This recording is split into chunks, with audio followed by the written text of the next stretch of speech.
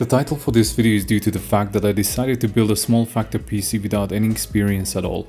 Building a PC is complicated on its own, and building an ITX case adds another layer of complexity and challenges. I made a bunch of mistakes, and hopefully this video can help someone to avoid these. The case I chose was formed T1 V2.5, and the main reason for this, besides the fact that this case looks amazing with its insane build quality, it's the size and how much it can pack inside. This case comes flat packed and you will have to assemble it, and at first this can seem overwhelming, but it's actually straightforward, and with the manual that you can download from the website and a few videos from Optimum Tech and Ake and Devin Johnston, it's pretty easy. First, you will need to join front and back panel with two side beams. Next thing, I attached GPU Razer beam, which is connected to the side beam with the standoff, and you have a couple of different sizes that you can use depending on the GPU you're using.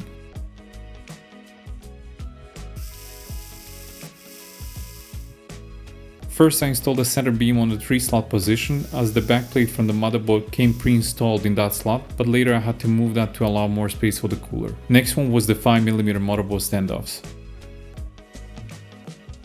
Speaking of, I went with Z790i gaming Wi-Fi from ASUS, which in hindsight probably wasn't a good idea. This was paired with Intel's i9-13900K, again probably wasn't the best choice for this configuration, and we will see if I'm gonna be able to cool that properly. I also replaced the default LGA bracket, which apparently helps with cooling and prevents bending of the CPU.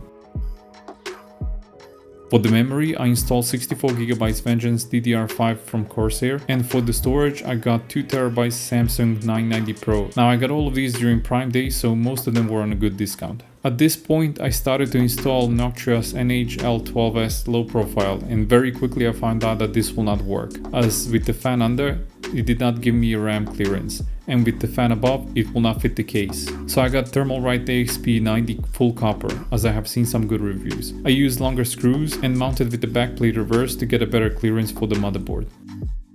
And with some nervous thermal paste application and securing the cooler, it was time to secure the motherboard into the case.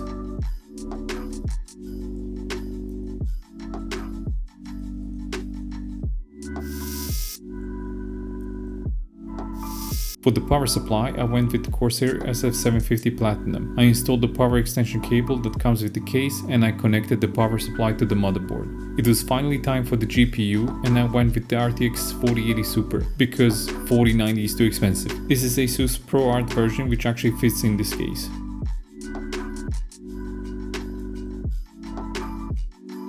Here you can see that I already installed the Razer cable, but I forgot to record this. Now on the box of the card it clearly states not to daisy chain the cables, but as this video is how not to build a PC, of course I daisy chained them. But this was just temporary while I was waiting for the proper cable. I also installed 2 exhaust fans on the top to help with overcooling.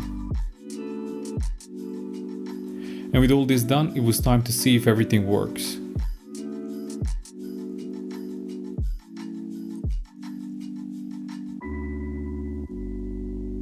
I'm happy to report that it does, and as much it was challenging, it is so gratifying finishing your own build and seeing it work. After updating the BIOS, I ended up undervolting both CPU and GPU, and so far everything runs smooth. I haven't had any crashes, and this thing can run any game you throw at it. And more importantly for me, I have seen huge improvement working in Blender and DaVinci Resolve, as for the last 10 years I've been working on a laptop. My advice for anyone wanting to build their own PC is go for it. It is an amazing experience, just make sure all of your parts are compatible. You can use sites like PC Part Picker to check compatibility, and there's some great videos on YouTube that can help you.